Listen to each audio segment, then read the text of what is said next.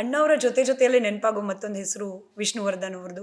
ವಿಷ್ಣುವರ್ಧನ್ ಅವರ ವಿಚಾರದಲ್ಲಿ ಈಗಲೂ ಕೂಡ ಹೋರಾಟ ಮೊನ್ನೆ ಅಷ್ಟೇ ನಡೀತು ಅವರ ಸ್ಮಾರಕ ವಿಚಾರಕ್ಕೆ.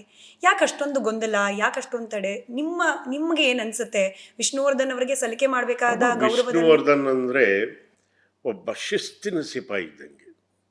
ಏಕೆಂದರೆ 7 ಗಂಟೆಗೆ ನೀವು ಸ್ಪಾಟಲ್ಲಿ ಇರಬೇಕು ಅಂತಂತಂದರೆ 6:45ಗೆ ಇದ್ಬಿಡೋರು. 1/4 ಗಂಟೆ ಮುಂಚೆ ಇರೋರು. ಮೇಕಪ್ ಹಾಕ್ಕೊಂಡು ಯಾರು ಬರಲಿ ಬರ್ದಲೇ ಇರಲಿ ಹಿಂಗೆ ಕೂತಿರೋರು ರಾಜಗಾಂಭೀರ್ಯದಲ್ಲಿ. ತಾನಾಯಿತು ತನ್ನ ಕೆಲಸ ಆಯಿತು ಆ ಥರದವರು ಕಥದ. ವಿಷ್ಣು ಅಂತಂದರೆ ನಮಗೆ ತುಂಬ ಇಷ್ಟ. ಏಕೆಂತಂದರೆ ಅವರು ಒಂಥರ, ನಾನು ವಿಷ್ಣುವರ್ಧನ್ ಜೊತೆಲಿ ಸುಮಾರು 34ರಿಂದ 36 ಸಿನಿಮಾ ಮಾಡಿದ್ದೀನಿ. ಎಲ್ಲ ಸಕ್ಸಸ್ಫುಲ್ ಪಿಕ್ಚರ್ಗಳಲ್ಲಿ. ಅದರೊಳಗಾಗೂ ನಾವೆಲ್ಲೋದ್ರೂ ಸಹಿತ ಇವತ್ತೂ ಸಹಿತ ಸೂರ್ಯವಂಶನ ತುಂಬ ಜ್ಞಾಪಿಸ್ಕೊಳ್ತಾರೆ ಜನ. ಇವತ್ತೂ ಸರ್ ನಿಮ್ಮ ಸೂರ್ಯವಂಶದ ಬಂದು ಇನ್ಯಾವುದು ಬರಲ್ಲ ಸರ್ ಅಂತ. ಅಷ್ಟರ ಮಟ್ಟಿಗಿನ ನಮ್ಮ ಅವರ ಒಂದು ಪ್ರೀತಿ ಬಾಂಧವ್ಯ.